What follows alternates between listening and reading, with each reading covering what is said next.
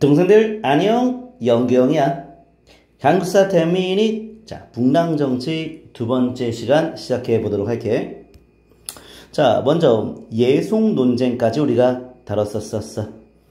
예송 논쟁 현종 때였었는데 바로 기예송과 가빈예송, 처음엔 서인이 이겼다가 가빈예송 땐 남인이 승리한 상태에서 현종이 사망을 했지. 자, 그리고 이제 숙종인데 숙종 그렇게 만만한 왕이 아니었어. 자, 숙종 초에 이런 일이 있었어. 송시열 이자, 바로 서인의 대표적인 인물이었지. 가장 존경받는 송시열, 그 송시열이 선왕의 지문을 짓지 못하게 하였어.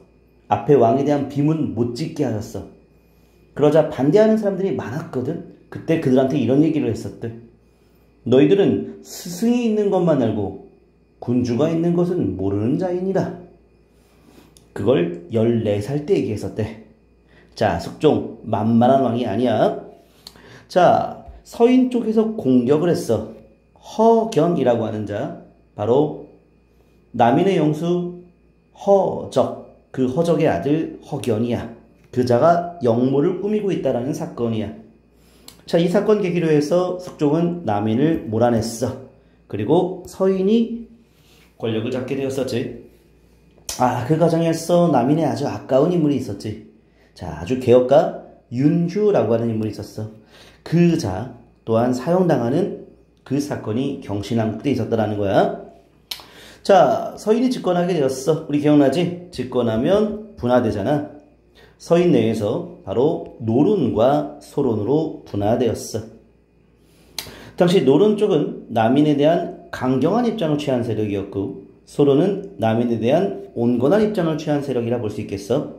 기억나지? 자, 어떠한 세력이 집권했어?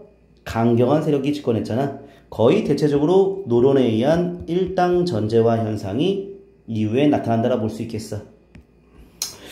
자, 이렇게 했고, 그래서 현재 서인이 승리한 상태에서, 서인이 집권한 상태에서 경신왕국 이후에 쭉 상황이 이어지게 되는데, 그 이후에 숙종, 남자 중에 남자였던 거야.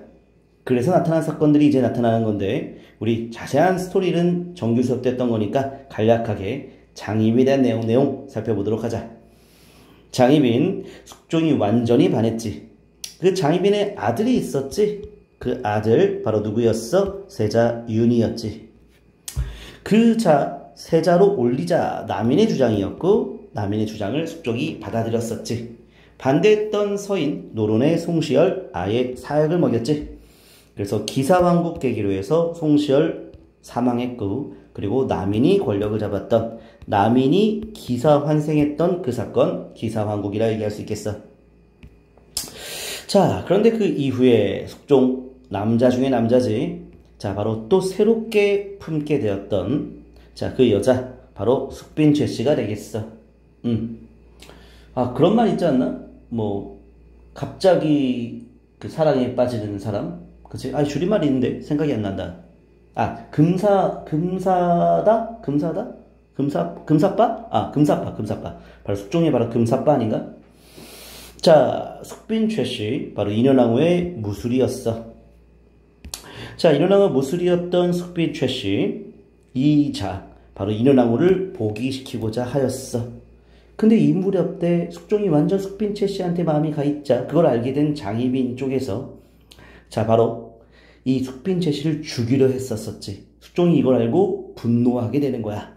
그래서 아예 그냥 인현왕후를 복위시켜 버린 거고, 숙빈 최씨의 노력이 실행에 옮겨지게 된 거지. 반영되는 것이지. 그리고 중전이었던 장씨를 다시 희빈으로 격화시켜 버렸어. 자, 여긴 남인이 패배하게 된 거고, 서인, 자, 대체적으로 노론이라 볼 수 있겠지. 그들이 승리하게 되는 거야. 자, 그래서 갑술왕국 이렇게 됐지. 그런데 여기 공부하는 방법이 있지. 우리 정규 수업 때 했던 정말 최고의 암기법 중에 하나, 파핀 암기지. 파핀 암기. 그리고 정규 수업 때 이런 암기법들을 이름을 지었었지. 랩규 암기법이라고. 랩규 암기법 가보자고. 자, 남인 이렇게 서인 써놓고, 자, 불났을 때 세 글자 119, 그치? 자, 그리고 밑에서부터 기갑, 경기갑, 기갑, 경기갑, 기갑, 경기갑, 기갑, 경기갑, 기갑, 경기갑. 그래서 시험 문제 나왔을 때 남인, 서인 이렇게 써놓고 기갑, 경기갑 이렇게 써놓고 문제 푸는 게 아주 좋지. 기갑, 경기갑. 자, 기예송, 갑인예송, 경신한국, 기사한국, 갑술한국 누가 집어냈는지 우리 바로 아주 빠르게 확인되는 암기법이 되겠어. 잘 활용하길 바래. 내 베스트 10 암기법 중에 하나야. 랩귀 암기법. 자, 이렇게 봤고, 자, 이제 그 뒷얘기들인데, 그 뒷얘기들은 사실 디테일한 내용들이 좀 많아. 그래서 간단하게만 좀 다루면, 당시 세자 윤을 지지했던 쪽이 소론이었기 때문에 소론이 먼저 권력을 잡았으나, 자, 장희빈 쪽에서 인원나무를 죽이고자 저주 퍼부었던 사건이 들켰지. 이게 바로 무고역 사건이야. 이 사건이 들통나면서 장희빈 세력들이 다 날아갔지. 그래서 다시 노론이 우세해지게 된 거야. 회의 시비에 대해서 송실의 잘못이 없다라고 판정이 나왔어. 병신 처분이라고 하고, 또 노론의 영수와, 자, 그리고 이 숙종이 독대를 냈던 사건이야. 노론의 영수였던 이명과의 독대, 바로 세자윤의 대리청정을 인정하는 것이었지. 그 과정에서 세자윤을 갈아치우려 했던 것이었어. 허나 세자윤이 대리청정을 잘 실행에 옮기는 과정에서 숙종이 죽었기 때문에 세자윤이 경종이 된 것이었지. 경종 때는 자, 당시 집권 세력이 노론이었기 때문에 노론, 바로 숙빈 최씨, 그의 아들 연인군을 좋아했지.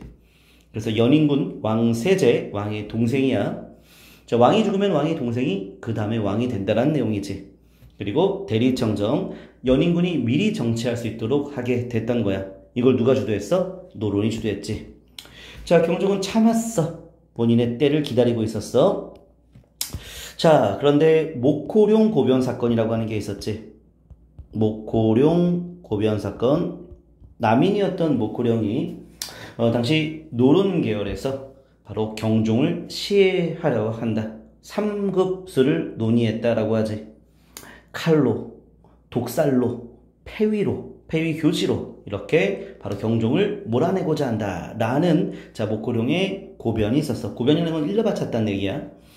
자, 이 사건을 계기로 해서 노론 세력들을 날려버리고, 특히 자, 연인군의 왕세제와 대리청정을 요구했던 그 노론 세력들을 날려버렸고, 그리고 소론을 집권시켰지. 자, 그런데 경종은 후사를 낳지 못한 상황이었기 때문에 왕세제였던 연인군이 영조가 되는 거야. 영조 초에는 소론이 우세했던 거지만 영조 자체가 숙빈 최씨의 아들 노론 계열이잖아. 결국에는 영조 때에는 다시 노론이 우세해지는 상황으로 가게 된다라는 것이지. 자, 이렇게 봤고, 그래서 목호룡 고변 사건 과정에서 나타났던 노론 세력들을 날렸던 요 사건을 신축 이민사와 합쳐서 신임사화라고 하는 것도 살짝 참고해서 알아두도록 하고, 자, 근데 디테일한 것들은 좀 세부적인 내용이고, 먼저 예속 논쟁과 환국 중심으로 공부하는 게 중요하다는 얘기 하고 싶고, 자, 붕당의 전개와 변질. 자, 예송까지는 붕당이 전개야. 상대방에 대한 타협과 공존, 견제가 인정이 되었고, 자, 공통된 여론, 공론이 반영되는 시대였고, 3사와 이주전랑이 바로 인사권을 바탕으로 상대방을 견제했던 정상적인 모습이었지. 허나 숙종 때 있었던 환국, 국면이 한쪽으로 전환되었었지. 그러면서 붕당이 변질되는 모습으로 나타나게 되는 거야. 누구였어? 노론들이 권력을 독점하는 일당전제와, 그리고 3사와 2조 전락은 이제 당파의 입만 보고 있어. 당파의 이익만 대변하면서 그의 기능은 유명무실해졌다라 볼 수가 있겠어. 그래서 환국 계기로 해서 붕당이 변질되는 거라, 우리 자, 숙종 뭔가 해보려 했잖아. 왕권을 바탕으로 뭔가 해보려 했지만 자기께에 자기가 넘어가는 자승 자박의 왕으로 우리가 캐릭을 연구하지 않았었나? 자, 이렇게 살펴봤고, 자, 서인과 남인의 특징이 좀 있는데, 서인 세력들 인조반정 주도했던 세력이야. 신권을 중시하지. 그리고 서인 세력들 친명배금 이외에 정묘란, 병자호란, 그 이외에 북벌까지 추진하지 않았나? 북벌하기 위해선 국방력, 과학기술 다 필요하고, 그 북벌의 입장을 대변하는 책이 여사제강인데, 이건 나중에 문화사 때 자세히 다룰 것이야. 자, 그리고 이 서인이 집권 세력이기 때문에 그 집권 세력들 재정을 확보해야겠지. 그래서 노비를 양인화시키는 게 필요하다 봤고, 또 설, 허통. 자, 설을 또 양반으로 만드는 과정에서 공명첩, 낙속책 이용할 거 아니야. 그러면 국가 재정은 더욱더 확보가 되는 거지. 설, 허통도 인정했던 세력이었어. 반면 남이는 자, 야당이라 보면 돼. 지방에 있는 야당 세력이었지. 그러면서 당시 남이는 왕권을 강조하는 모습이었고, 바로 현 체제, 바로 지방의 자기 세력들을 그대로 유지하고 싶었던 것이었기 때문에 신분제도 옹호하는 입장이었고, 그 지역에 있는 농민들도 안정화시키는 게 필요하다고 봤고, 또 자, 지방에 있는 야당 세력이기 때문에 너무나 무리하게 세금 걷지 마라라는 입장을 갖고 있었다는 거지. 자, 사회 안정을 도모하는 세력이야. 그러니 북벌도 반대하고, 그 북벌에 반대하는 입장을 취했던 역사서가 허목의 동사라는 책이라는 것도 살짝 참고해서라도. 자, 서인과 남인의 차이 이렇게 확인하면 되겠고, 자, 그리고 남인 내에서 바로 청남과 탕남이 있는데, 강경한 입장이 청남, 윤유, 허목, 온건한 입장이 탕남, 바로 허적이 있어. 유일하게 온건한 입장이 권력을 잡았던 그런 모습이라 볼 수 있어. 탕남이 집권 세력이라 볼 수 있어. 일시적으로 남인이 권력을 잡았을 때. 자, 남인 내에서는 윤유와 허목이 아주 중요한 인물이야. 윤유는 독자적으로 본인이 판단해서 개혁을 추진했던 인물이야. 북벌이 필요하다라고 얘기했고, 실제로 숙종 때 북벌을 추진하려는 모습도 많이 있었어. 그리고 호포제를 건의했어. 이 호포제는 양반들한테도 군포 걷는 정말 중요한 제도 개혁인데, 윤유의 주장이 이때 실행에 옮겨졌었더라면 참 우리 역사 많이 바뀌었을 거야. 반면 허목은 남인의 입장을 그대로 대변한 세력인데, 남인은 현실 유지가 더 중요해. 북벌 반대하고 호포제도 반대하는 남인의 입장을 그대로 대변하고 있었다. 이렇게 볼 수 있겠어. 참 윤유가 아까운 인물이라는 것을 확인하게 되네. 자, 여기까지 했어. 수고하셨습니다.